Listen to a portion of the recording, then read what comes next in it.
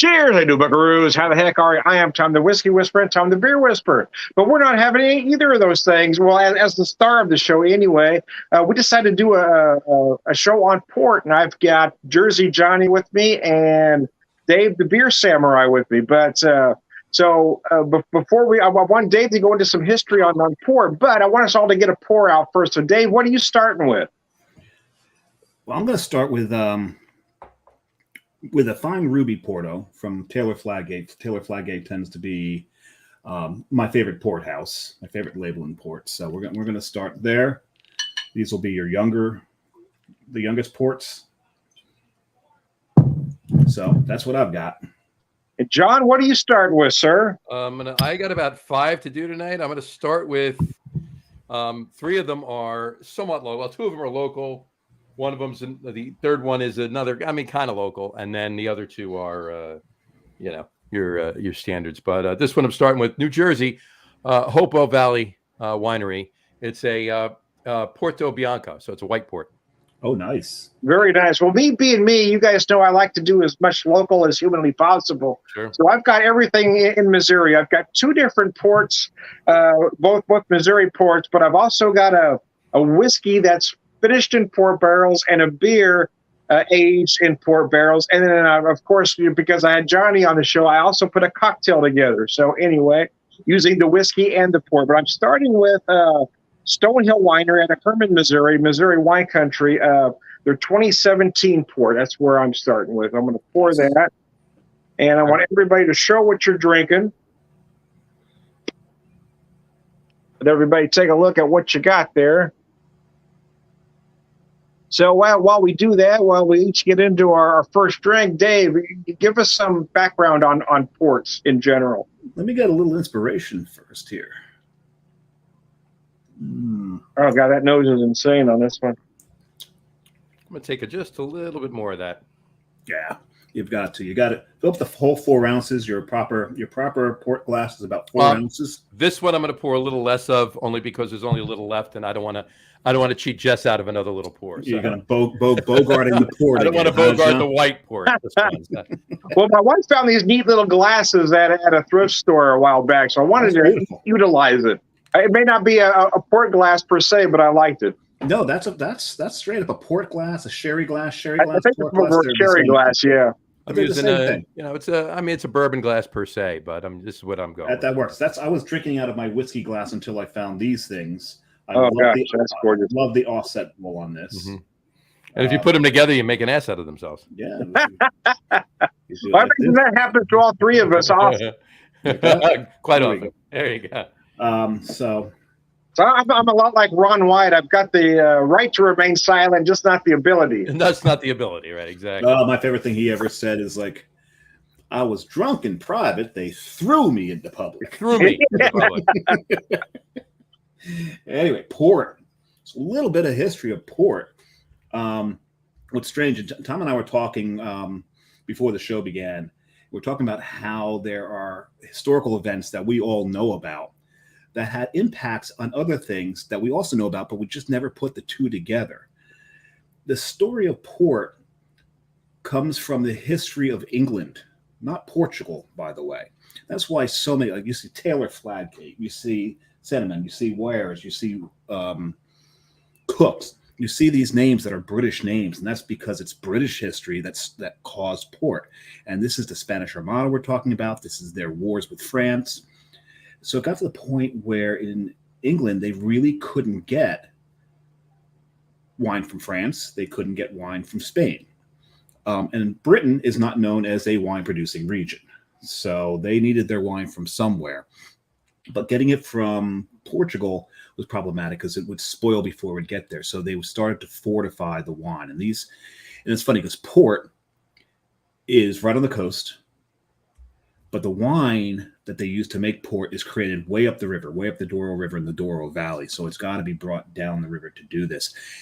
So they started doing this in the 17th century, fortifying these wines. And they became really a big rage in England. So much so that the King of Portugal allowed British merchants to set up in the town of Porto. and they were given rights beyond a lot of the locals. The church controlled so much land in Porto at the time, and if you were going to produce on church land, there was taxes involved in it. So to incentivize them, they created an area across the river that was free of the church's reach and control, so that they could create these ports. So that's how port came to be. It was the British looking for good wine. They couldn't get it from France or Spain anymore. So, but to get it there from Portugal, it had to be fortified. And wow, okay. They've been doing this since, what was the oldest port house? The oldest port house is Kopke. Kopke was established in 1638. I thought that Taylor Fladgate had been around for a while because they've been around since 1692. Sure. Right? One of the most popular ones. Sandeman's is, they're 18th century. They're newcomers compared to. I'll be drinking that later. So. Yeah, see, that's a Sandeman. What's the date on that one? Very nice. Right? Sandeman's claims they've been around since 1790. 1790. Oh, wow. 1790. Hold on. I'm looking at the label. Watch me. I'm looking at I almost went like this. Trying to make it bigger.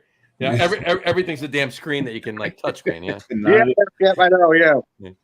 So, and when you get these, you start off. There's two branches of three branches of port. Mm-hmm. John's drinking one of them, the white port. Mm-hmm. White port. You don't really see that in the U.S. a lot.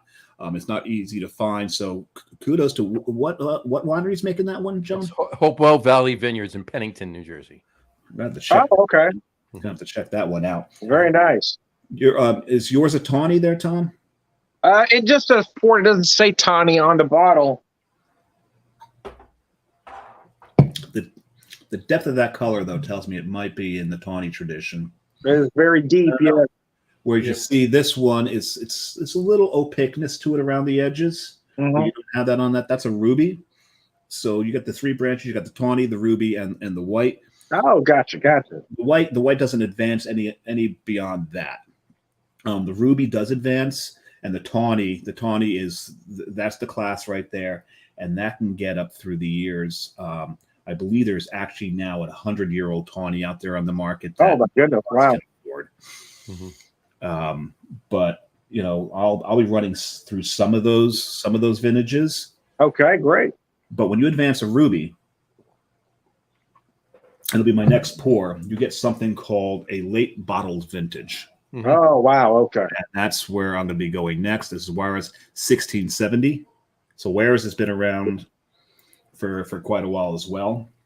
They've been around longer than Taylor Fladgate, and that's my favorite late bottled vintage one is the Juarez. Very nice. So let me do my usual spiel here. Anybody have any questions or comments? Please put it up there. We will answer to anything. So obviously, if you've listened to any of the three of us, obviously I'm kind of the rookie. I'm a guy who's enjoyed port wines, but I don't know enough. I didn't know about the varieties that Dave just mentioned, nor did I know a lot of that history. So I'm going to defer to those guys as far as expertise. I'm just going to tell you what I like. John may have been drinking it longer than I have. I've been drinking port for quite a number of years, but always, and I've obviously picked up things over the years and done a little research here and there, but always remember, when Samurai undertakes something, he pretty much goes all the way through with it. Well, that's what I do. That's why I talked to him before. So Dave, I'm going to defer to you. I'm going to let you do the history. You're going to be our historian. And I'm going to I'll chime in occasionally and drink, and then do what you got to do, man. I'm actually going to get my second pour ready here. It is the Adam Pushta, also out of Hermann, Missouri. It is an 18% port. Nice. They tend to be right around there. I think most of the ones I have are about 20s. Yeah, but both of mine were at 18. Yeah. But John's right. Let me show you this color. This one's very similar to my last one, so you're probably right, Dave. Yeah, you're probably looking at a tawny there. Mm-hmm. They don't say tawny on the bottle, but you're probably right. Yeah. Yeah, the rubies tend to have a little more, like I said, a little more little more clarity to them. You can see through them at the edges, not through the middle, but around the edges. So I don't know if you could tell. I kind of want to showcase his glass a little bit. If you can see that etching on there, this is another glass my wife found at a thrift store, I believe in St. James, if I remember correctly. Nice. St. James could be any, but most of my glassware comes from thrift stores. So because I like old glassware. There's nothing wrong with that. And you get some beautiful. This thing's old. I don't know how old it is. I got this off of eBay actually. Oh, wow. I do want to say something real quick about the flavor. Again, not being the expert that you guys are, but the flavors are distinctly different between the two. How so? In all honesty, this one, brighter fruit notes on the Adam Pushta, deeper notes, a deeper flavor on the Stone Hill. John, what's now your white port? Right. What's the flavor difference in the white port? Well, it's going to be a little bit more brighter, right? It's a little more citrusy. It's a little more. Think of it as like a white wine versus a red wine. That's really basically. Oh, gotcha. Okay. The fortified white wine as opposed to a fortified. Well, again, I'm going to sound like a real newbie here because I didn't realize there was a white port until you said that. Mm-hmm. Yeah, I've never had one actually. Yeah, it's a little lighter. I mean, it's still got the dark fruit notes. It's still got that deep port body to it. But it's on a lighter scale. Is it as sugary? It's ish. Yeah, I mean, there's a little bit of there's a couple of dry notes to it, if you will, or it's a little drier, I should say, but it's still it's fortified, so it's going to be sweet. So, but it's definitely. I will say that this one is sweeter than the first one I had. It's much sweeter. Mm-hmm. It could be the grapes that they used. I mean, these are both local, right? Both of these. Yeah. Yeah, so both of them that I have are in fact they're both from Herman, which is the Missouri wine country. So yeah, but it could also be the added sugar because the fortification is not just sherry, but a sherry and their sugar put and in the it. sugar put in it. Yeah, of course. Yeah. So they could have put more sugar in it than the other one. I'm not sure which one I like better, but I will say the fruit notes are brighter on the Adam Pushta, but it's the Stone Hill. The flavors are a little bit deeper, a little richer. Fair enough. And what's interesting before I move to my third pour, which is a tawny, what's interesting is your entry levels of ruby and tawny. They call them fine ruby and fine tawny.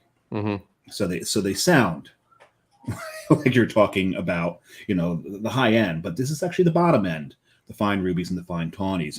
Mm-hmm. And what's interesting, and it's like with any spirit, any wine, anything like that, if you get into a particular style. You don't want to waste a whole lot of money just in case you don't like it, right? So what winds up happening with a lot of things, a lot of these libations is that someone will buy something that is entry level, it's inexpensive, and they don't like it because they're not drinking something of the higher quality. Yep. Yeah, that makes sense. Yeah. It's like somebody, like I want to get into tequila and they buy Jose Cuervo Gold. Yeah, exactly. Well, or I want to get into, I really want to get into bourbon, so they buy Jack Daniels because it's inexpensive. Well, you're not getting into the beauty of these things. You're not getting into what you're not getting the nuance. Oh, you're just getting flavored jet fuel. Yeah, in many cases, right? There's a reason that Cuervo Gold, you need the lemon and the salt. You need it. It's undrinkable otherwise. I mean, I'm sure there's some people saying, "Oh, I drink it straight up." Oh, okay, you've developed a tolerance to it. That's right. Hey, it's your innards, man. Yeah. I do drink my tequila straight up, but I don't have Jose. And I don't mean to get on and bust on Jose Cuervo. They make some fine tequilas. They've been doing it longer than just about anybody else. The Tradicional line is fantastic, but the point is applies to port. If you're just doing the fine ruby and the fine tawny, and there's something about it that you like, move up that ladder. Yeah. The late bottled vintage rubies, those are affordable. These are some affordable bottles. A 10-year-old tawny is really not that bad. It's not going to put you back that much. Yeah. You start getting to 20 and up, and now you're starting to hurt your pocketbook. So what John said earlier about how I just really, really dive into things, I learn all these things. I get into it, but it has detrimental effects on my pocketbook, and also usually my friendships, because then I'll start talking about this stuff, and they're like, "Yeah, okay, shut up, Dave." Well, Tom and I never do that, you know. No. No, hell no. Well, that's what we're here. It's actually what we're here for. You know, I've talked to you guys both. My wife and I have recently started to learn about wine over the last year. You know, she just started drinking wine. So it used to be I would be able to go to the liquor store and it would be all me. I would just throw all the stuff I wanted in, whatever it was. But now the last trip to the liquor store, my wife is picking out wine bottles. And, okay, here we go. Good for her. Now I'm going to balance my expense. John, have you gone to your second yet? I'm on my second now. What do you got? Just poured it. Also from New Jersey, from Brook Hollow Winery up in. I love Brook Hollow. They're up in. Oh, geez. They're up by the Delaware Water Gap. They're Route 94. It's Blairstown. Blairstown-ish, yeah. It's the eastern end of Blairstown. It's the western end. It's called Inspiration Noah. I did not know that they did a port. Yep. They just call it dessert wine. They call it dessert wine. That's why. Dessert wine, it's a port. It's a port by all means. They use Cabernet Franc grapes. I love Cab Franc. Yeah, and which costs 18%, and very nice. So, are you started your third pour, Dave? Of course, I have. You know how quickly I tend to drink. So, yeah, well, I was getting ready to do mine, but why don't you talk about yours first? Talk about your third pour. So, this is Senneman's Tawny 10-year-old, aged in barrels for 10 years. Oh, wow. And if you can see this has got like a brown, it's really hard to see. It's got more of a brown color to it. It almost looks like a ruby. The Taylor Fladgate is a little darker, but you can see it here. You can see more through this one, but you can't. I guess because I've got the light behind it. If I put a light on there, but it's really got a deep mahogany would be a really good description of the color. Oh wow, yeah. Put it a little closer to the screen. Let me get a good look at it. You really can't see it. It just looks like deep purple, right? It does, yeah. Mm-hmm. Should I start playing Smoke on the Water? Or? Yeah. What do you think? Smoke on the Water. Yeah. Fire in the Sky. And actually, that was yesterday. Yesterday. So for my third pour, I've got this. There you go. Now you can see the color. Oh, very nice. Yeah. If I backlight it a little bit, you can see the color of this. Nice. So for my third pour, I've got what's called Oracle from Tiakida, a sister company to Springfield Brewing Company here. So it is. I love that name, Tiakida.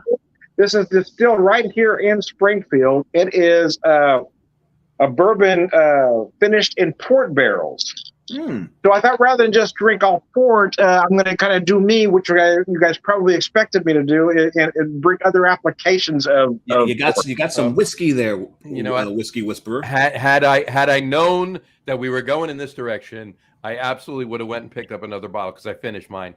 Picked up another bottle of my Basil Hayden's Dark Rye. Oh yeah, I haven't tried that one yet. Which is finished in port barrels. So, and it's not even finished in port barrels. It's actually a blend. There's a little port in it, and it's finished in port barrels. Mine's sitting. My bottle of Dark Rye sitting right over there, John. So let me show you this. So this is using a Tiakida glass. Let me show you my glass here. So I've got the port exactly an ounce and a half in there.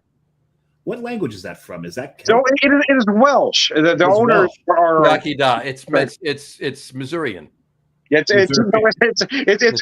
tell me it's Welsh for cheers, basically. Tiakida. Tiakida.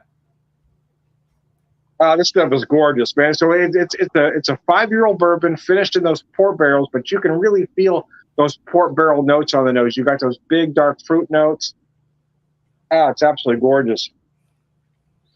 This is pretty tasty for New Jersey, deep, port. I mean, it's not a ruby or a tawny or anything. It's like I said, they use Cabernet Franc grapes. Very nice, yeah.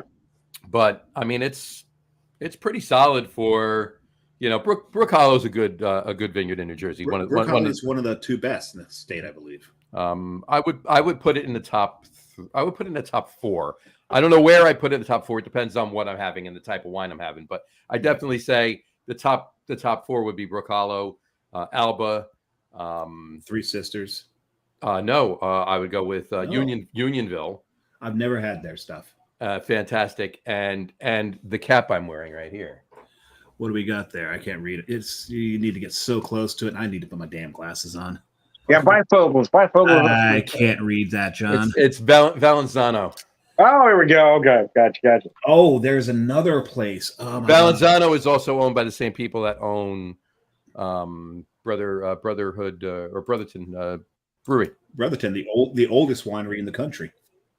Very nice. So switching gears just a little bit, I feel like I have to say that for those that aren't familiar, Jersey Johnny is also Coastal Beer Works. That would be correct. And this is the first time I've seen John in a very, very long time not wearing anything of Coastal Beer Works. Yeah. Can you read the shirt though? Can you read the shirt? Respectful for the show. 19. Let's see. Summer 19. Camp Crystal Lake. Yes. Summer 1980. Camp Crystal Lake. There you go. Very nice. Yeah, we all had a good time. Me, Jason, everybody. Yes.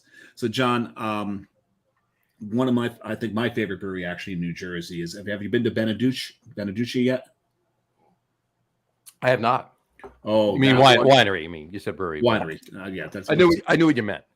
Beneduce. They are fat. My favorite wine I've had in the state comes from there. Fair enough. I don't think they do a port, but I'd have to look into it. And if they do, I'd go and pick that up. I got to be honest with you. I'll throw, I'll throw a couple others at you. I mean, there's a, not too far away from here, Cream Ridge. Yeah, it's Loretta.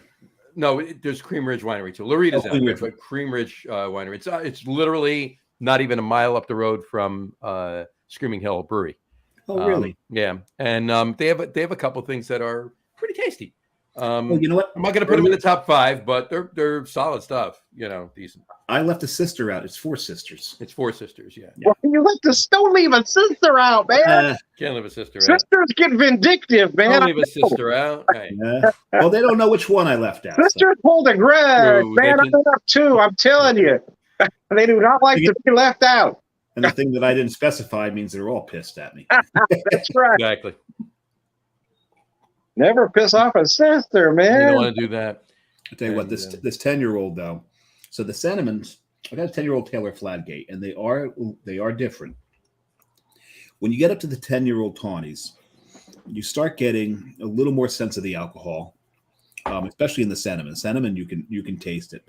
But what starts coming out of the tawny ports as they get older and older is nut meat. Oh, really? Okay. Explain that. It's almost like a hazelnut. Okay. All right. That makes sense. Flavor. It's obviously a play from the wood and the sherry that is creating this. So you've got this like hazelnut, dark fruits. Yeah, that makes sense. It's a beautiful thing. And the thing is, when you get port and you start aging port, the tannins just absolutely start to disappear out of them. It's probably those sugars. But this one, the 10-year-old tawny, still got a little bit of tannin in it. And I'm sure that's contributing to that nut flavor. Maybe not. It could be. But it really starts getting strong. The vanilla notes start coming out more, but that nut note really, really starts to shine through. And I'm going to pour the Taylor Fladgate now. This is your number 4? It's my number 4. Yeah, number 4. Or my number 3. So there you go. Now the Taylor Fladgate. Actually, opening my number 3, then I'll pour. So the Taylor Fladgate here, it's darker. It's definitely darker than the cinnamon.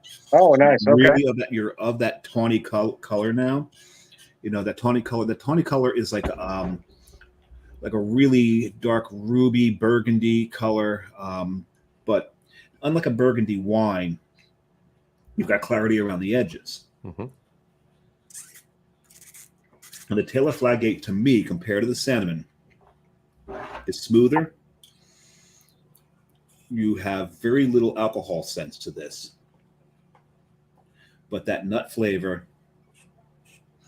is really, it's in the 10-year-old tawny, it's probably a little more pronounced than for the cinnamon, but then the Taylor Fladgate. But I love the balance and the complexity of the Taylor Fladgate over the cinnamon. Oh, very nice. Okay. You can tell that Taylor Fladgate has been doing this for almost a century longer than Sentiment. So they're just about dialed in on what they're doing here. You would think that they were. Let me share a comment, guys. I've got a comment here from Doug Smith. He says, "Just cracked." Can't read that. It's Maynard's. It's Maynard. You just cracked a Maynard's 10-year-old aged tawny port. This port house dates back to 1652. 20%. Remember that name, Maynard's. And I want to give a shout out to Doug for tuning in. I haven't heard from you for a while, so good to hear from you. Yes. Yeah, it's been a while since I've heard from Doug. So what's the? I know he tends to give up alcohol for Lent, so that could be part of the thing. But anyway, hey, thanks for tuning in, man. I appreciate you. So what's that Welsh toast again? Tiaki Da. Tiaki Da. So Tiaki Da, Doug. Mercy. So Dave, you're on number 4. This is number 4. I've got 6 to go through. You got 4. John, you're on 3. I'm on 3, and I got 5 to go to. Okay, I'm on 3, and I've got 5. So okay. So we're on pace here. We're keeping score here anyway. Yeah. Yeah, I'm gonna sip this one a little slower than I did the Sandeman, because I really do enjoy Sandeman. I do. They do some quality ports. They're one of the more famous port houses out there. Especially their logo is that guy with the wide brim Portuguese hat and the cape. So they've really got great marketing, but they make really high quality product. Sure. But I kind of rushed through it a little bit to get to, what's close to my heart, and that's the Taylor Fladgate. Very nice, yeah. And I know John agrees with me there. Absolutely. Taylor Fladgate is right. That's your favorite port house. It's definitely my favorite. Yes, that's for sure. Yeah, I gotta agree with you there. But something may there's a possibility something may upend it. There you go. It might have something to do with the first 4 letters in the second name of Taylor Fladgate. Doug says, "Cheers! Wow, beautiful stuff here." Let me put that comment out there. Well, let's Fladungate. Fladungate. Taylor Fladungate. Taylor Fladungate. We're gonna rename it. Dave, say it faster. There you go. Taylor Fladungate. Taylor Fladungate. Say it 3 times fast. Taylor Fladungate. There you go. Very nice. Fladungate. I digress. Fladungate. That either sounds like it sounds like a political scandal. Yeah, Watergate. Fladungate. Fladungate. Yeah. That's the political scandal where nobody can take it anymore and wants to shut everybody the hell up. And just be driven to drink. Exactly. There you go. That's it right there. Fladungate. Well, see, my joke is my wife and I have been married for 28 years, but it took me 27 years to get her to drink. So There you go. I wore her down. Yeah. Very nice. Well, that's not bad. She wasn't driven to drink by you prior to the 27th year. So there you go. That's it. Yeah. It's all on how you look at it, I guess. Yeah. It doesn't say much for your perspective, is it not? Yes, it is. It doesn't say much for your negotiation. Well, my wife says she had good drugs before that. So when she Yeah. went, Oh, there you go. There you can only be It's mellowing out now. There you go. Yeah, that's right. We're all children of the 70s and late 60s. Oh, the 80s were very good to me. What I It's remember, very good to all of us, right? Yeah. what I can remember, man. Well, that doesn't say much for your negotiation skills that it took you 27 years to get her to take a drink. There. No, see, it took me. I didn't want her to take a drink. It took me. She put up with me for 28 years and decided she couldn't take it anymore. More than she had a drink. Right? So what's your next one there, John? Because I had my designated driver, you see. There you go. And now you don't. There you Yeah. go. I'm No, pretty now you sure lost at one it. point, but You got to let her drink it. However, joking aside, it is very nice to go into some of these wineries now and do these tastings together. Now we have that kind of thing to share now that we didn't have Absolutely. before. absolutely. It's a lot of fun. My third here is And I'm from going to post another comment from Doug here. Put it up. Love the Maynards. I've heard Six Grapes is. I've never had it. I hear it's great. I've not had a Graham's yet. And again, there's another port house with a British name, Graham, Yeah. right? Which just tells you these are British companies creating this. Okay, guys, I have to step away from the screen for a minute, so I'm going to let you keep talking while I get my next one ready. You got it. Go for it. And John's going to talk about his fourth one. Third one. Yeah. My third one is from Maine, actually. A port from Maine. A port from Maine. Where did you find a winery in Maine? I found a winery in Maine. They used to be. They actually have a store in Oldport. Okay. All right. The winery is actually in Lincolnville, Maine. Okay. All right. The store is actually in. We should have prefaced this whole conversation with "Welcome back to the lager room." Welcome back to the lager room. That's funny. There you go. But we'll. It's in Lincoln, Maine, huh? So it's in Lincolnville, Maine, but they have a store. They have a store, a tasting room in Oldport on Middle Street. They used to have a tasting room right next door on the end unit to Bissell Brothers. Okay. All right. But this is over in Oldport. Was it next to the biological oddities or scientific oddities? If you're facing the building and looking at Bissell Brothers, to your left was the scientific oddities. Yeah, and dinosaurs and bears and all that stuff. Bigfoot. And to the right on the end unit on the corner, the far end of the building was the tasting room. Closer to the water. Yeah, closer to the water. Yeah. Closer to what's the name of the river? The river that runs through Portland. There you go. Very good. Thank you. That's funny. The Four River. No, that river. That river. But anyway, it's Cellar Door Winery. Okay. I like that logo. Cellar Door Winery. Okay. Cellar Door Winery. And this is called C'est de l'Or. Say what? C'est de l'Or. Delore. It is of the gold. Of the gold. There you go. So they fortified it with maple syrup. Oh, John, how could you drink this? I know you hate maple syrup. Imagine that. Me drinking something with maple syrup in it, right? No, that is his favorite adjunct in beer. He loves maple syrup. Okay. So they actually fortified this with brandy and Maine maple syrup. That can't be a bad thing. It's 85% Syrah, 7% brandy, and 8% Maine maple syrup. Okay, very nice, very nice. K Syrah, right? Exactly. So. Okay, well let me start number 4 for me. It is, well, this is not going to surprise some of you. It is from Springfield Brewing Company. It's called the Old Standard. It is their barley wine that's port and sherry barrel finished. Oh, so they doubled up on the sherry there. Very nice. We got port and sherry happening here, and I got to be honest with you, I haven't had this before. Well, while you're pouring that, I'm interested to hear from John what that thing tastes like. Yeah, tell us. Oh my God. The maple, there's maple in the nose, but it's blended with the grapes, right? Because you're not going to get just maple. Those grapes are powerful, and the brandy obviously is pushing everything through. So, but it's a little spicy. Spicy. Not spicy, like spiced spicy in it. That would be the Syrah. Syrah, right? Yeah. Almost like fig. Like spiced fig, maybe. Yeah. Like phenolic spice or muted phenolic spice. Okay. And oh yeah, that's really nice. Like, raisins, almost a bit like you almost get like a rum back to it kind of thing, but really just faint, Well, but it finishes really warm. It's really nice. Very nice. Very nice. And the way the maple plays with the Syrah grapes is really, really nice. And Tom's drinking something that John will arm wrestle him for.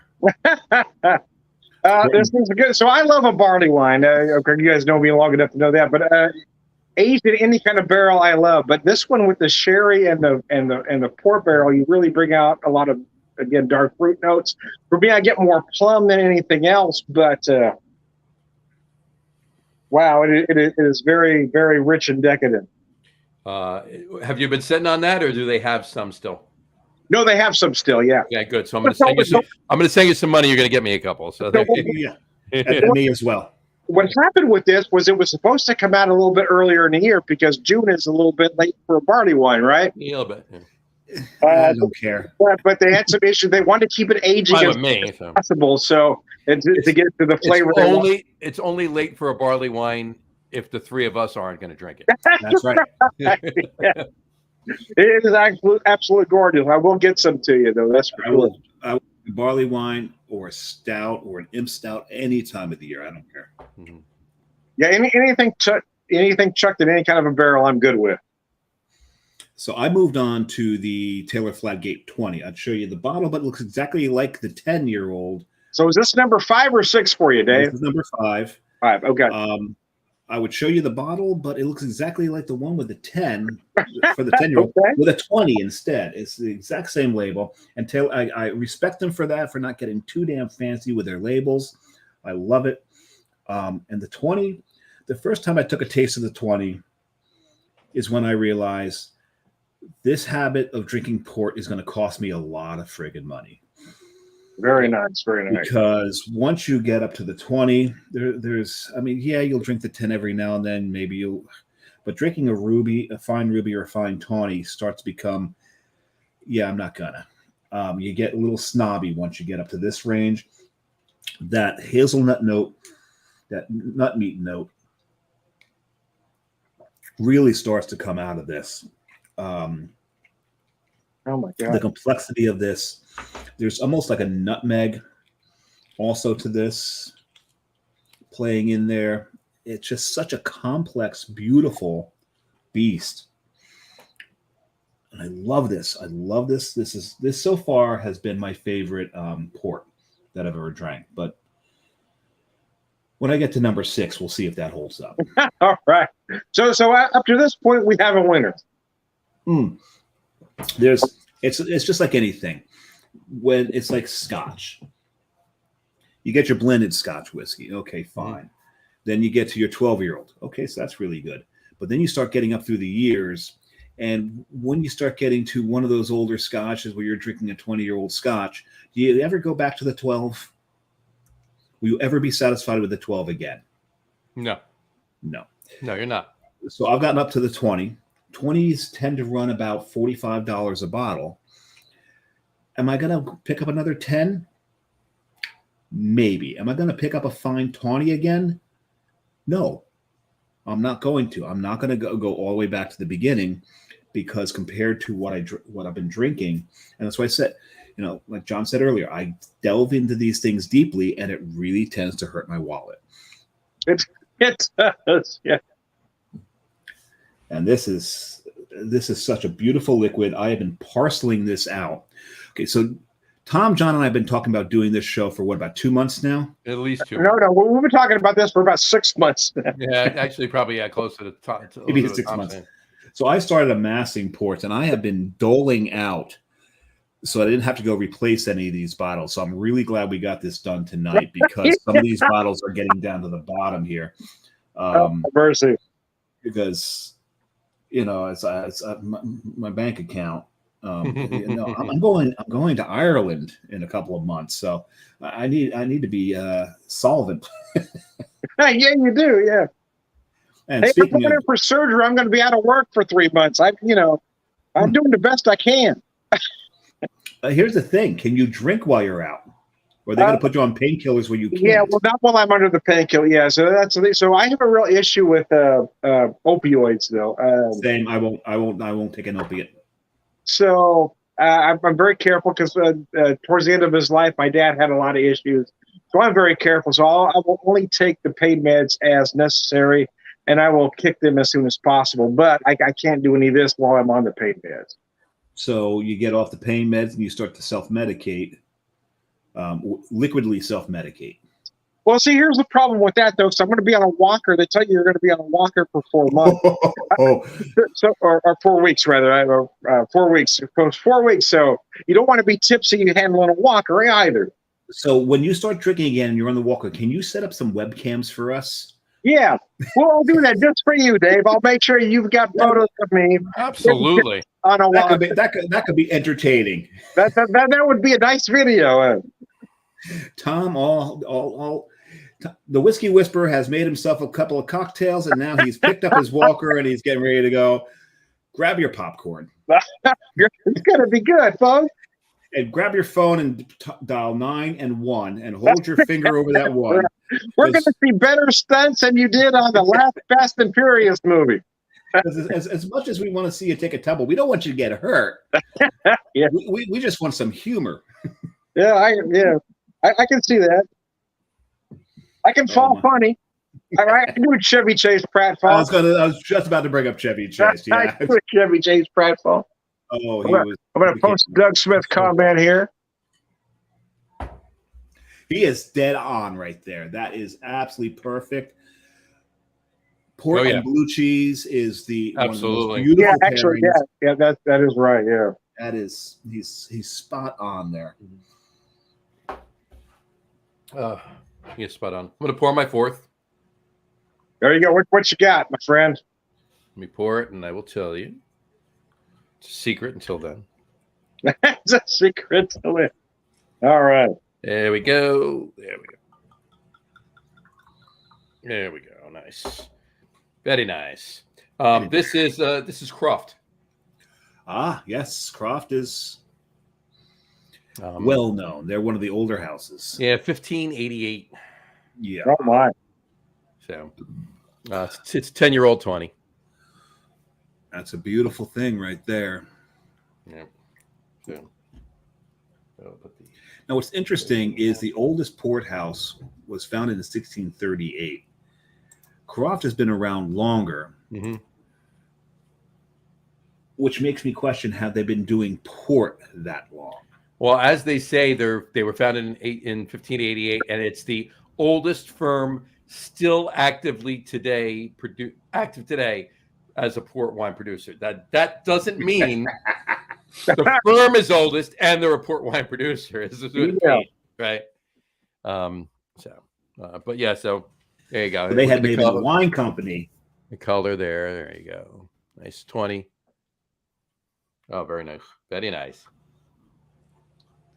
So, that's a beautiful port. That is. So anybody who doesn't watch really the tasty. Locker Room Guys on a regular basis, this whole very nice is it's from one of our guests that we had, one of our hosts that we had on when I was in Italy. A guest on the show, a host for. He was my host for that show, and it's the way he spoke. He'd say "very nice," and "very nice" has entered the lexicon of the Locker Room Guys. We use it quite often. Yeah, this is this one's pretty special. I'm gonna savor this one. I mean, you know me in the maple, and that's Cedilor. It was from Celador was fantastic, but this is pretty freaking nice. Well, that's the whole thing. The other thing that happens when I delve deep into something. This is a Portugal port, right? So yeah. The other three were 2 from New Jersey and 1 from Maine. So yeah, now we're to the 2 from New Jersey, 1 from Maine. That's the whole thing. As much as I do love local, and John and I espouse drink local all the time, there's certain things for me that when I do delve into these things, I become a snob, and I want the stuff. I want the stuff from where it's come from. So in this case, drink local to me means drink the stuff from where it came from. Port comes from Porto, Portugal. It's from wine made in the Douro Valley and fortified in Porto. Now, does that mean, now watching Tom, the Port Whisperer, and Porto Johnny. God, that sounds like Porta Potty. I almost did that. And that's why I didn't. Oh my God, that'd be hilarious. I was not about to be a Porta John tonight. Porta Johnny. Porto Johnny. I digress. Oh, that'd be hilarious. Where the hell was I going with this? I'm not sure.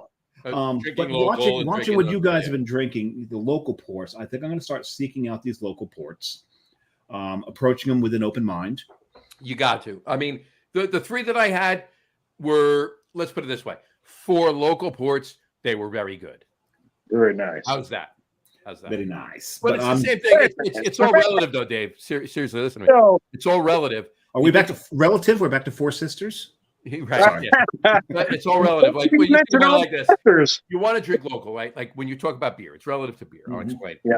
It's the same thing. Like if you want to drink local beer, obviously you're going to drink local beer, and there's great local beer pretty much everywhere, right? But if you want a spot on Schwartz beer, or a spot on Keller beer, or a spot on Alt beer, Germany. you need to get a German beer, right? So it's the same thing, right? It really is. I mean, but that's not to say you're not going to get a solid Keller, Schwartz, or Alt from a brewery in New Jersey or Maine or Missouri or whatever. You will. But if you want the real, like, true sense of the word stuff that's been being made by, Kostritzer, you buy The Kostritzer. king of Schwartz beers. Right. Well, it goes back to our smoked beer show, our Rauch show, where we both had a couple of Grodziskis. Yeah. Grodziski, that's a Polish style. Your best are going to come from Poland. The two that we drank, John, was there anything wrong with them? They were delicious. They're phenomenal. However, the stuff you get from Poland probably kicked the hell out of them. Right. And the two breweries that made them. And if you watch the show, we'll name the breweries. They were both of them. One was from Schilling and the other one was from Treehouse. Yeah. Two of the greatest breweries in New England. Northeast. And they were fantastic. But they'll even tell you, oh no, you get a Grodziski from Poland. Yeah. You're good. Yeah, you talk to them like, yeah, this is a Grodziski style, and we didn't even come close. All right, guys. Well, let me talk to you about my fifth pour here. Go for it. I'm using my Oracle port barrel finished bourbon. I am using. I thought he was using the Oracle. I thought. I'm using the Oracle. So Oracle. I thought this was StreamYard. Stop it. So basically, I've done cocktail videos with both of you guys. So I'm basically making a version of a Manhattan here, but replacing the sweet vermouth, I'm using a port. So nice. In this case, I'm using 2.5 ounces of the whiskey, an ounce of the port. I'm using cherry bitters and a dark cherry garnish. Perfect for this drink because you got those dark fruits. Let me show you what that looks like. Oh, that's gorgeous there. That is beautiful. I forgot the name of those. What's the name of that style? Oh my God, that's oh wow. I'm a genius, man. I'm a genius. You are a genius when it comes to cocktails. Absolutely. First, let me set that down. Those are the Fee Brothers bitters, the cherry bitters. Yes, Fee Brothers. Yeah, I can't find the black cherry bitters that you have. I've got the regular cherry, but I can't find those black cherry. I'll find a bottle and send it to you. I might have to order it online, but my local stores don't carry it. Gotcha. So anyway, oh wow, this is absolutely gorgeous. Doug, I've never done a Madeira. John, have you ever done a Madeira? I have had a Madeira. In fact, I just had one not too long ago. Actually, I had it. Where was I? Shit, I was lost again. Oh no! I had it. We were at a couple of cocktail bars while Jess and I were away back in February. I had a Madeira. So how would you describe the difference? I mean, it's got a little more body to it, for me really? Anyway. More body than a port? More body than a port. Oh, I'm sorry, less body. I'm sorry. Less body. Okay. More body. The port has more body. I was going with the port. Yeah. Port has more body to it. But it's because you get more body than a port, you're talking syrup. Pretty much. Yeah, I was gonna say even the domestic that I have is pretty thick. Yeah. But whatchamacallit, it's it's not too different. I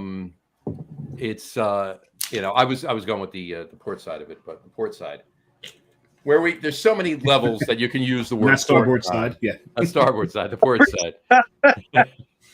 But it's lighter, but it's similar. I would say, sherry-esque as far as body goes. Okay. Okay. All right. This is. Flavor. I'm still just lost in this port. This is fantastic. Are you?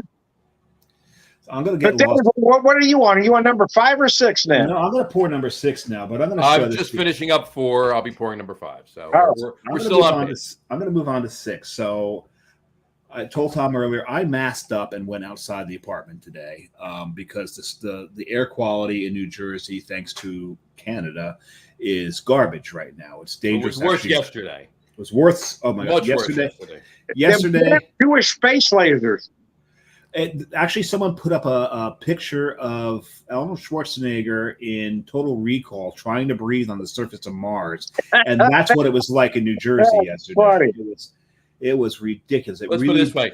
It was so bad down the shore down here, but compared to what you guys had up in northern Jersey, it was like a clear day down here. You know, it was in northern Jersey. It got orange down here, but just a light, like a darker yellow, light orange. You guys were almost dark orange. They referred to the skies as apocalyptic. It was.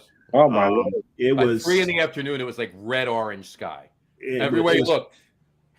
It's like what you would picture of being on Mars. It was insane. So I masked up today because I do have a little bit of a lung issue to go out, and there's a liquor store right down the road. And I was looking for a 30-year-old tawny. They didn't have any 30. I thought you said 20. I saw a 30-year-old 20 the other day. But Wait, see, that's a whole other show, John. But they didn't have any 30s. They did have, however, remember Maynard's? Mm-hmm. Yep. Maynard's 40-year-old. Wow. Now, the thing about Maynard's, and especially this one, I don't know if they've got it priced wrong, but this thing was priced right about, and I got to get it out of this crate. This was priced right about where a Taylor Fladgate 30 would be. Because Maynard's is not as well as Taylor Fladgate. It's not as well known as Sandeman's. Those are the two biggest names that we know in the U.S., I think. Cook's, maybe. Now, you're going to get my honest reaction to this because I've not had this before. I did unwrap it. I did take a sniff of it, but I have not taken a taste of it yet. So this is a 40-year-old tawny. This is a beautiful brown color. My God. This is garnet. This is really deep garnet. You guys talk. I need to be alone with this for a bit. Dave needs a minute. Just cover him up. Dave, get some Kleenex. I'm gonna turn my camera off here for a bit. Get some Kleenex and a cigarette, Dave. You're gonna need it. Oh my God. The smell of this. Okay, so the other ones you got some hazelnut. This 40-year-old Maynard's. Now, Doug Smith, I really didn't mean to three up you there by drinking a 40-year-old Maynard's when you were opening a 10. I didn't know you're going to drink a 10-year-old Maynard here, so my apologies. I didn't mean to 1 up you, 2 up you, 3 up you. 3 up you. Yeah, it's a 3 up you. Speaking of that 30-year-old 20, 3. Never mind. This is Hey, that's a different show, man. I know. Can we have a moment of silence for Tawny Katane? Yes. If it was 1987. There was a Lamborghini involved. Oh my God. Mm-hmm. Here I go. Things I don't remember. She was shaking her hair. Yeah, her hair. Here we go. Here we go Both again. of them. Oh my God. This has almost got almost a banana smell to it. Wow, banana. I'm gonna have to go buy a bottle of this 40-year-old Maynard's. I have to now. Charge me with that. And rather than hazelnut, you're getting banana in there. Got a little Hefeweizen in there. Okay, so this is like it's like a banana walnut. Come on, banana clove. It's a Hefeweizen port. It's a banana walnut port. It's a banana walnut waffle going on here. See, now we're talking about something else again. I knew her well. I did. How's that? Dave needs a tissue. Oh my God! This is Dave needs a hug. Reach out. No, I just received. So the one thing I didn't show you is this was a glass I've been drinking out the whole time. I actually pulled a clean glass. I did get 2 of these, as you saw earlier when I made an ass out of themselves. And themselves, yeah. Well, I've been rinsing with water that I poured in a cool little pint. Oh, there we go. There you Now go. we've got some branding going. The nut flavor. Oh my God, this is so nutty. This is my God. This is nuttier than squirrel shit. More branding there, John. I like More branding there. If John's going to do that, I'm going to do. Oh, where'd my camera go? Why did my camera stop? It's like it knew you were going to do something and it shut off. Dave needed a break there.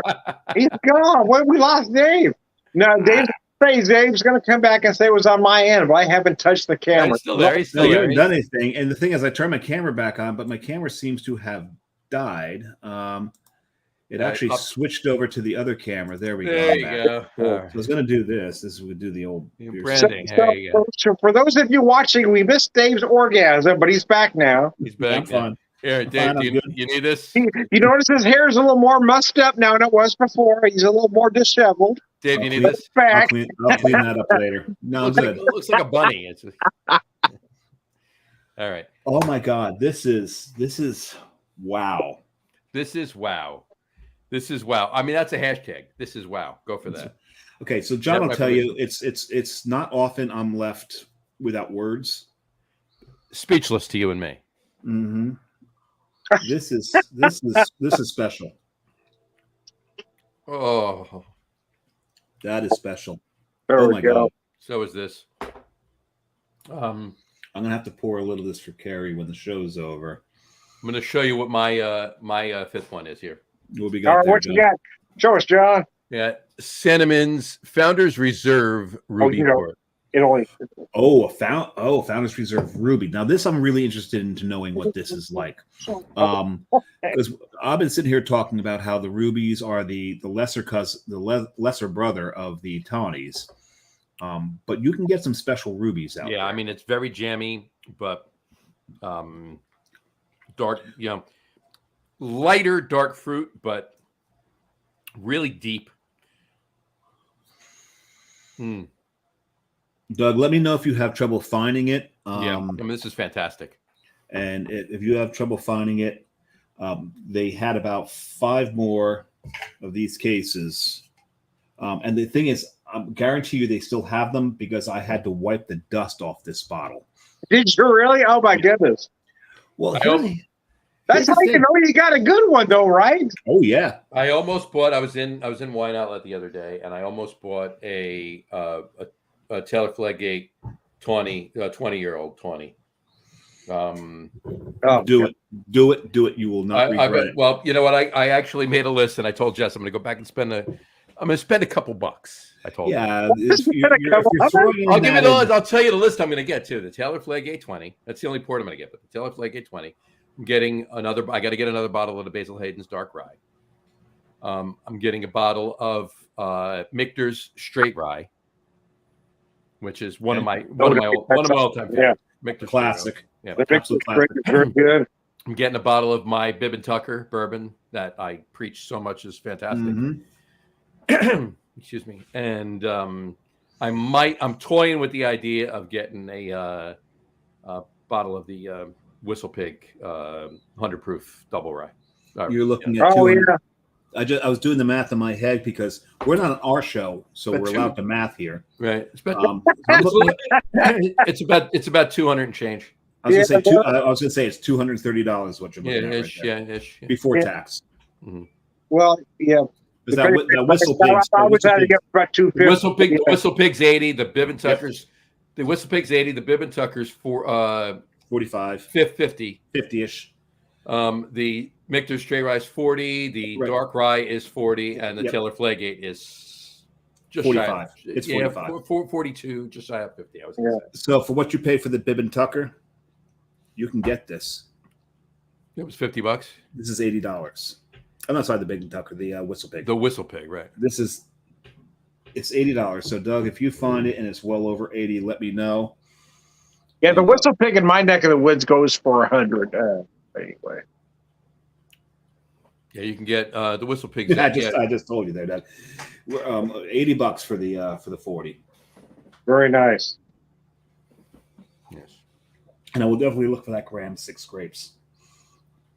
Oh my God, this was my fear. This was my fear that I would jump to a 40, and now the 20s won't satisfy me anymore. See, now, a lot of guys would tell you the opposite. We'll talk about port there, John. Oh, all right. No, he didn't. It was better, did he? Mm-hmm. See, here's the thing. But my wife kind of jokes sometimes. My wife kind of jokes, "You want to trade me in for two of the half age?" I said, "No, none of them understand the line. I'm too old for this shit. I don't want to. There is no way I want anybody young enough that can't understand the pop culture references." Absolutely. Exactly. You need to be able to talk to them too, right? Exactly. And follow me here. First of all, let me give you kudos, Tom, on catching yourself right at that moment and saying two of her half age instead of actually saying what it was. All right. So kudos to that. And absolutely, yeah. I say that whenever she's looking off camera. Are you getting the stare of death? Are you? Whenever Jess busts my chops, my answer to her is, I don't have enough energy for you. How in the hell? But Doug is right. $80 is very reasonable. It is. This. For a 40-year-old, that's fantastic. So $80 is what you're going to probably pay for Sandeman's and Taylor Fladgate's 30. Yeah. They're 40. You're looking at 120, 130. Yeah, you're right. 80 is reasonable. 80 is absolutely reasonable. And I just don't know if this liquor store doesn't know what they're doing and don't have it priced right. And Doug, if you can't find it, sometimes it's about demand, right? We're in an age where Buffalo Trace is going for $50 when it's a $25 bourbon. Yeah, it's not good. I mean, it's a good bourbon. Bland's a great $45 bourbon selling for $200. I mean, it's all about I'm really resisting the urge to go through this whole bottle tonight. Resist the urge. I need to save this. No. I say don't resist the urge. Go with your instincts. This thing it's all of the red is gone in this aging. So when you start off with a tawny, it's a garnet color, and the garnet just gets deeper and deeper. You get to this Maynard's 40, and there's no red left in this. You can even see it without me backlighting it that this is brown. It's brown. This is the color of a British porter, a brown porter right there, right? That is the color of a brown porter. My God. These two bottles are fantastic. I mean, I have to say, I very much enjoyed the local stuff. Yeah. The white port. The white port we've been drinking, right? I mean, look how much is left in the white port, right? We've been drinking this. The Brook Hollow, we bought 2 bottles of it when we were up there last year. We finished one. We had just opened this, so this was open. But the cellar door, I had bought 2. Shocker! I had bought 2 bottles of that, and I bought 2 bottles of that, Dave. It was the day before. It was earlier in the afternoon when we went to Navarre Res that night. So, and I had finished one, and so that would have been August 11th because it was 2 days before Carrie. No. Navarre Res was the 14th. The day. No, it was the day before. The day before. My birthday's the 13th, so you got that bottle August on the 11th because we went to Navarre Res on the 12th. Right. When you two start to argue like an old married couple. Right. Exactly. Yeah, we are an old married couple. We're going to the locker room, guys. The Cruft and the Sandemans. I mean, I'm sorry I didn't. You know what? Here's the thing.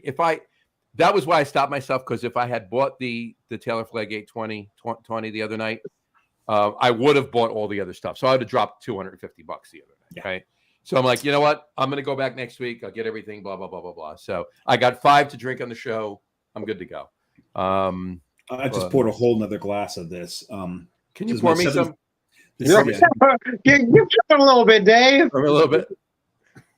Oh, thanks. Oh, yeah. So, Dave, are you through your 6? This is now my 7th glass of port, but this is 6 and 7.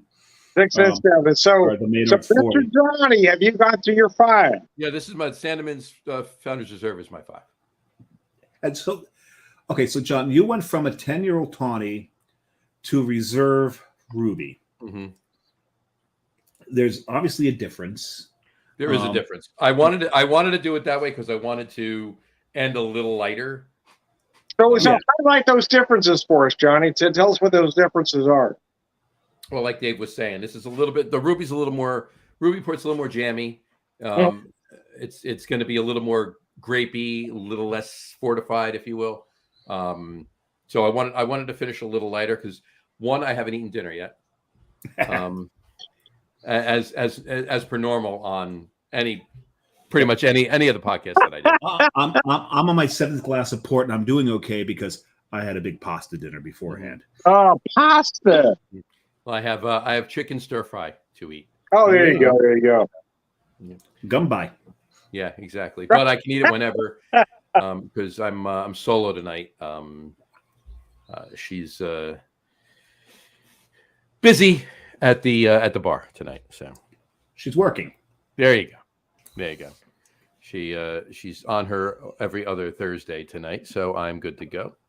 And This is gonna help me sleep so well tonight. there you go. And I got a little work to do after I eat too, so I didn't want to be too gummed up. Tomorrow I got some work to do in the morning. Playing 9 holes of golf in the afternoon, and I have a charity casino night dinner to go to tomorrow night. Oh, very nice. You also have a. I do want to post one more comment from Doug here.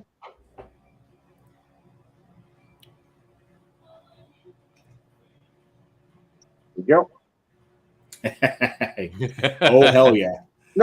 There we go. So I need to go ahead. I'll John say also has a Locker Room Guys contest splash screen to edit or comment on. I have to work on that. I've sent him 4. The first 3 were complete amateur hour. 4 is probably amateur hour as well. John designs websites as well as a side hustle. So I expect him to look at this and go, "Well, this is garbage." And the one you just sent me today was actually pretty nice. I'm tweaking that. Okay, so tweak that one out a little bit. I did that one on Publisher, so that's why that was a little better. I realized, oh crap, I don't need to do this in PowerPoint. I've got Publisher, so I sent that off to them. So Locker Room Guys we're running our first ever contest. Mm-hmm. So we're going to be advertised. We announced it on Tuesday, and we'll the advertising. We announced it on Tuesday. We're going to be posting the graphic and the link for it and everything on all the channels, if you will, on Monday, and then we'll really kick it off on Tuesday's show, and so forth and so on. Yeah, so it's going to be a lot of fun. It's based around my trip to Ireland, and it's going to be guess how many pints of Guinness the Samurai drinks while in Ireland. Oh, very nice. Very nice. Yeah, so this Very is nice. So along those lines, Jersey Johnny, when are we going to see Coastal Beer Works? We are crossing our fingers, and it shouldn't be too hard of a crossing of the fingers for March of next year. St. Patrick's Day-ish, give or take, a week before, the week of, the week after, somewhere. Oh my God! If you do it on the well, St. Patrick's Day is a Sunday this coming year, next year. So that would be optimal if we can actually open that weekend. That would be insanely perfect. Have the 2 or 3 or 4, 3 or 4 or 5 soft openings all week, like Monday. Please Tuesday, don't Wednesday, let Thursday. anybody make your beer green. That is such. Oh hell no! That's just asinine. Now we will be having we will be, if we are opening for St. Patrick's Day. We're opening after for some reason. We won't be doing it next year. We'll be doing it the year after. But if we do open for St. Patrick's Day or before, for that matter, we'll be doing an Irish Red, and I can tell you what the name of it. Nice, I can tell you what the name of it will be too. Give it to us. Seamus O'Healy. Oh, you're killing me. I like that. I like that a lot. That is a great homage to one of the owners. There you go. Exactly. Right there. Jim. And the thing is, partner Seamus, Jim. and I know why you're doing Seamus, because Mm-hmm. the word C is in it. Exactly. There you go. Mm-hmm. Because everything from Coastal Brew Works has to have a shore reference to it, an ocean reference. No, very nice. Well, my son was named Seamus. Seamus, So Why I wanted to bring it up to you. Yes, that's dear to my heart there. So if you have to open around St. Patrick's Day, I will find myself out there somehow. You will definitely have some, and you will go home with some too. So. Oh my God. Anyway. But yeah, and his last name he's Jim Healy, right? And his original name in Gaelic in Ireland was changed when whatever, his great grandfather came to the States, changed it from O'Healy, and basically Healy spelt like shillelagh, with the GH at the end. Yeah, They changed it to Healy. So yeah, Seamus O'Healy. Are you spelling it the shillelagh way or the Jim way? Oh no, it'll be spelled the shillelagh way. Nice. I like that. Absolutely. I like that a lot. Absolutely. And so we'll have that, and we'll have a bunch of others. But anyway, the point of there's an outside shot, Tom, that we're actually going to be able to open before that. But I don't want to key on that. I want to key on St. Patrick's Day. Okay. So that if we open before, it's a pleasant surprise. Well, you keep communicating with me, so I'll find a way to get out there for your opening. Absolutely. No, you definitely have to be out here. And you have to be out here for more than a day, because with all the openings going on, we're going to have to go to a couple of distilleries too and have some cocktails. Oh, you know what? As much as it might pain me, I'll find my way to get through. Maybe we could twist your arm. You think a little bit? I'm gonna work through it for you. All right. Do me a favor, John. Get him here for the Tuesday soft opening. Tuesday soft opening, so we can do some stuff on Wednesday, and then we have the Thursday soft opening, and then we go from there. I'll be there all week with you. There you go. Awesome. Yeah. So, Mr. Dave, where are you at with yours? Still in love. Absolutely. How many orgasms have you had? How many kids? As many sips as I've taken. Do you need this again? No, I'll just clean the floor up later. There you go. Always good. Get it all done. Clean up once. That's right. Just clean once. So, Mr. Jersey Johnny, where are you at with yours? I'm just about done. If we're if you want, I can pour more, but I'm just about done. I'm good. Yeah, this is the last thing I'm drinking. I could have pulled over the Basil Hayden port barrel aged. There's no need. This is the last taste I want in my mouth before I go to sleep. Yeah, I think I'm gonna. I think I'm. How much do you have left, Dave? There you go. And Tom, you still got a little bit more beer to go, right? A little bit. Yeah, we got to talk about trading some stuff for that barley wine that you've got there and getting some bottles out here. Yeah, and that sounds lovely. We definitely have to. We'll send you guys the barley wine. You send me what you figure it's worth. I'm gonna pour another drop of this. Get a little splash in there. A little splash of the 20 here. I got it. Yeah, because when this is done, I got to pour some more. more. For you, Jersey Johnny, all I need is some Coastal Beer Works beer. I can do that. I can do that very easily. That's all I need, my friend. Oh, and I can collect some stuff for you. You know, I sent you the boat that want you want more. Yeah. You want more boat? I can send you more boat. Oh, that's good. That was nice. This is a nice little wrap up of the it bracketed the Ruby, the Founders Reserve Ruby Port. Yeah, with the 10-year-old tawny on either side of it. They're very nice. Very nice. You pour more 10-year-old. I poured a little more 10-year-old. Yeah. So, Mr. Dave, any parting shots? Be careful with port. Be careful at how high you climb the ladder. Because you're always going to climb for more. Mm-hmm. Because you're not going to come back down. It's just like when you get into bourbon and you start getting up there. The only good thing about bourbon, and it's the awful thing about bourbon, is when you start getting into the stratosphere with bourbon, you start getting to the Pappies, you start getting into your Blantons and all that. It becomes very, very hard to get. So you've got to step back. You have to step back.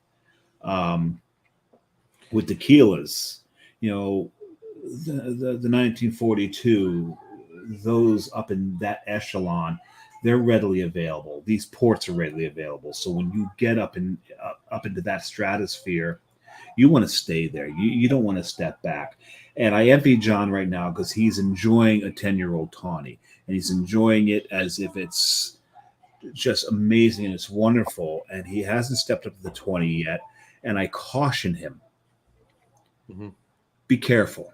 Well, I've had 10. No, I've had 20-year-old. I've had 20-year-old 20. I haven't had 40-year-old 20. So I'll you got that. Be careful when you get I've had 20. But you know what? How I look at it? I look at it like this, Dave. Yes, I've had Pappy. I have had Pappy. Yeah. I have had, Blanton's obviously. Pappy's like the level above Blanton's or whatever. But I've had Old Fitzgerald. I've had these bourbons. I enjoy my Bibb and Tucker because it's everything. It's all relative. It's not.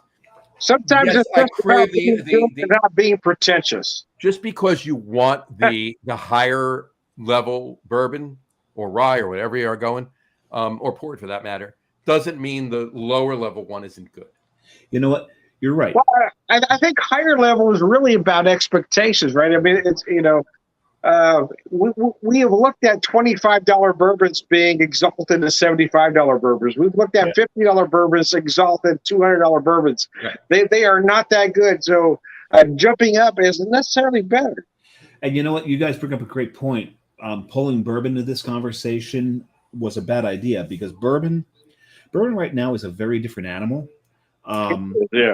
It's port's been around since the early 17th century.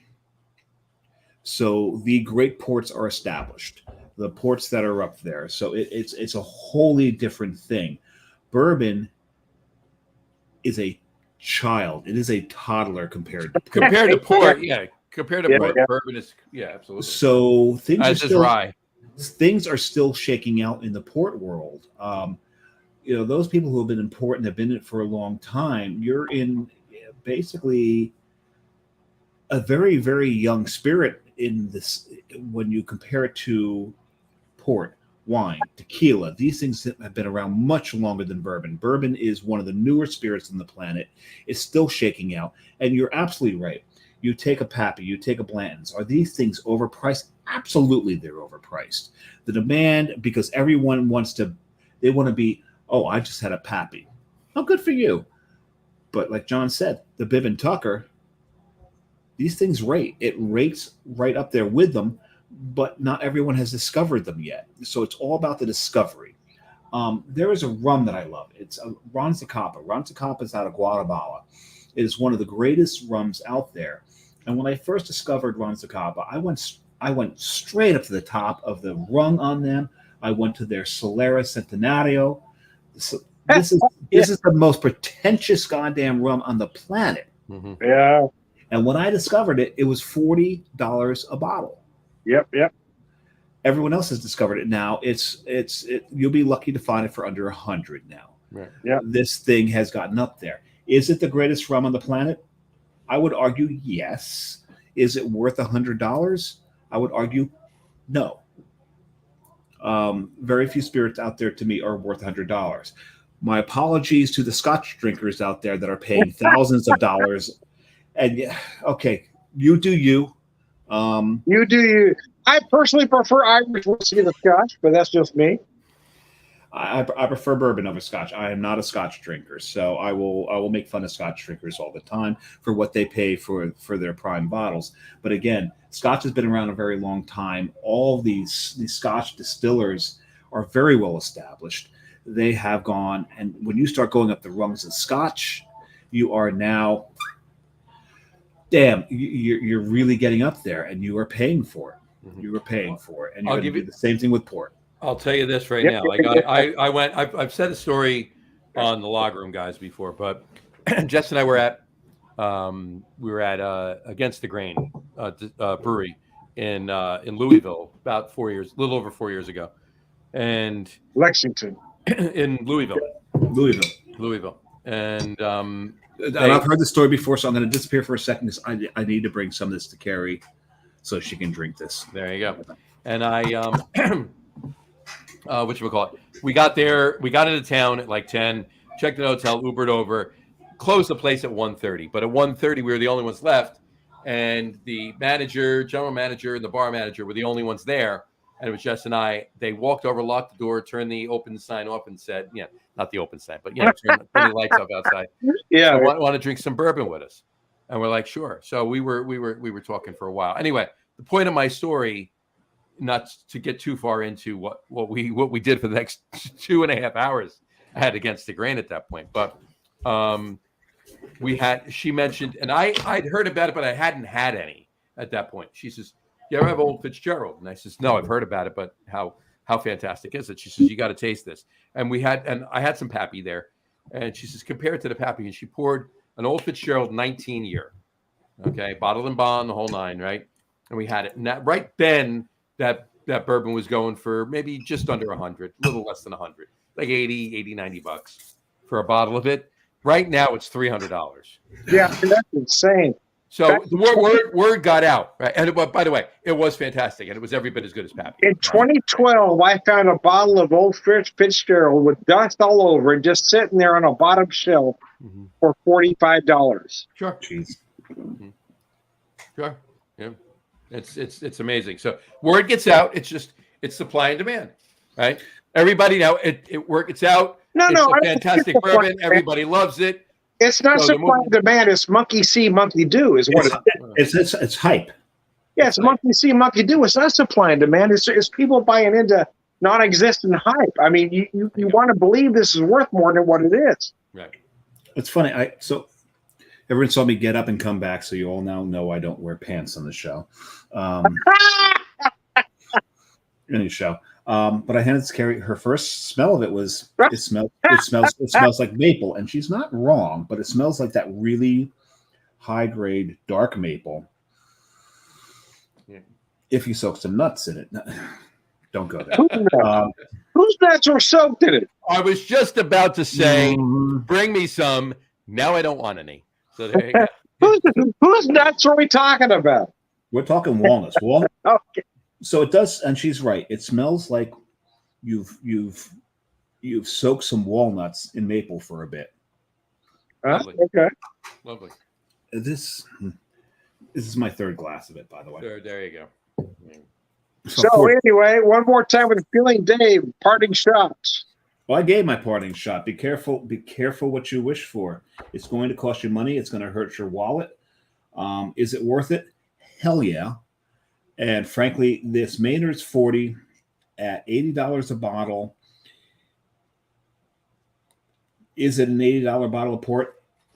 It's a $100 bottle of port. It's a beautiful thing. I'm so happy I found this. And again, Doug, if you can't find it for $80, let me know.